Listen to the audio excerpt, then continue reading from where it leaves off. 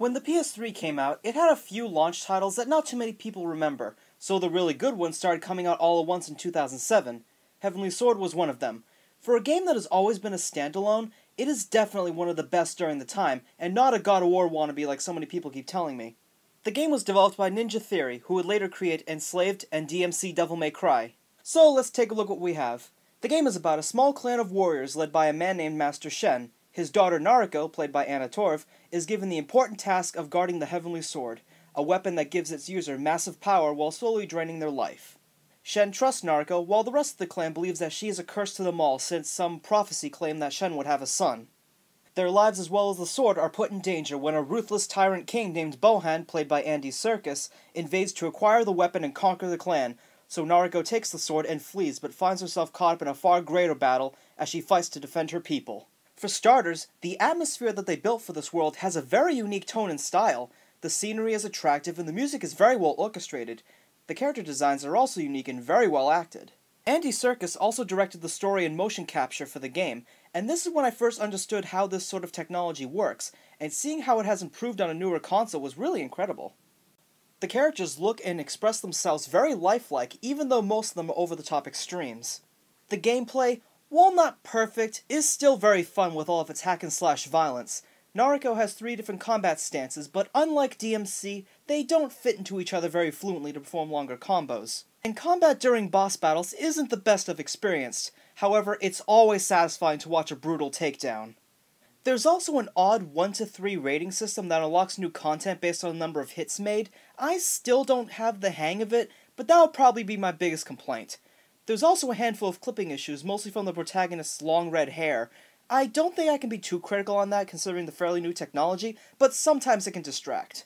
One thing that showcased the PS3's capabilities was how many characters could be on screen at once. There's literally over 1,000 enemies during the larger battles. Sometimes the frame rate hiccups, but it still holds up fairly well. Another thing that this game makes use of is the motion controls. It takes a lot of getting used to, but they control responsively, and puzzles that require them are not quite as common. Sometimes it can be very tricky when you play as Nariko's friend Kai, who fires arrows with a crossbow, and you have to use the 6-axis to target enemies by steering the arrow through the air. Most of that may sound a little lukewarm, but the game as a whole functions very well, and it's very engaging through both gameplay and story. The most memorable part of the experience is Andy Serkis as the villain. He really steals the show with his performance. Every time he's on screen, he never fails to amuse. He's just got this craziness in the way he overacts, but still balances it out with more calm tones that carry the same level of goofiness. Perhaps I'm not making myself clear.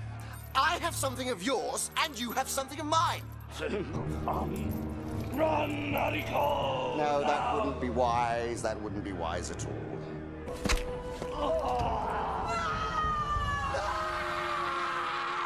Kill her. The other villains are also psychotic extremes, and they still possess their own levels of humor to contribute. You might think that would kill the tone, but no, I actually think it's one of the highlights. I have no complaints about the acting in general. Anna Torv's movement and voice acting is very well done to portray the strong female lead, and Lydia Baksh plays Kai pretty well with a playful childlike attitude, but also has a mild psychosis.